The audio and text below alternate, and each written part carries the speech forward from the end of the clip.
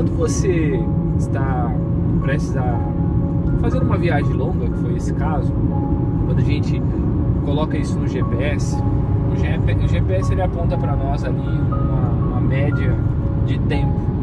Agora ali está 3 horas e 47 minutos, mas a gente já está chegando, mas a média é 12 horas mais ou menos. E o que isso tem a ver com a nossa prática pedagógica? Tem tudo a ver. E o que isso tem a ver com a avaliação formativa e uma autoavaliação também? Tem tudo a ver. Imagina que você está indo 12 horas de viagem e aí você chega, depois de 12 horas, você olha para trás e fala: uau, eu errei o caminho.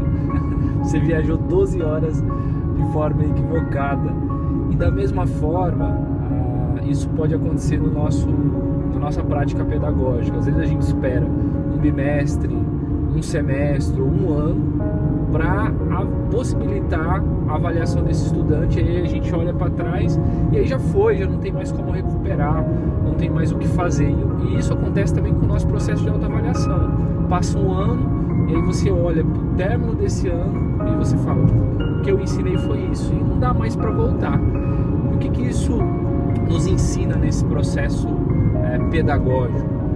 Que a gente precisa, assim como o GPS, olhar cada ponto dessa nossa rota, ter muito claro o nosso objetivo, certo? Mas a gente ter essa percepção de a todo momento estar olhando: puxa, tá certo, o caminho é esse, é o melhor caminho para seguir. É uma avaliação não da aprendizagem, é uma avaliação para a aprendizagem. Então isso faz muito presente na nossa prática pedagógica. A gente tem essa percepção, essa sensibilidade de avaliar os nossos estudantes de forma processual, contínua e formativa, pontualmente, a todo momento, para que a gente consiga, se necessário, recalcular a rota. E os nossos estudantes também consigam recalcular essa rota, e nós também, né? Às vezes a gente está ensinando ou a gente está propondo algumas coisas que não faz muito sentido, e está tudo bem, mas quando a gente percebe isso, eu preciso recalcular a rota, recomeçar e ir ao nosso destino, ao meu. Por isso que é necessário utilizarmos de vários instrumentos avaliativos para avaliar o nosso estudante e também para avaliar ou nos autoavaliar nas nossas práticas pedagógicas. Quando a gente utiliza de vários instrumentos avaliativos no processo continuamente e processualmente, a gente consegue de fato mensurar a aprendizagem. Por isso que apenas uma prova no final do bimestre, é lógico, ela é importante, pode ser utilizada e ela é um instrumento avaliativo, mas ela em si não revela a sua plenitude se de fato esse estudante aprendeu e se de fato a nossa prática pedagógica está sendo assertiva. Olha que coisa interessante. E aí um detalhe aqui para vocês, tá vendo que eu estou parado, né?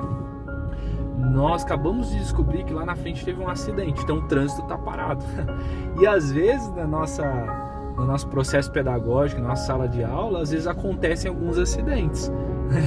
Interessante, né?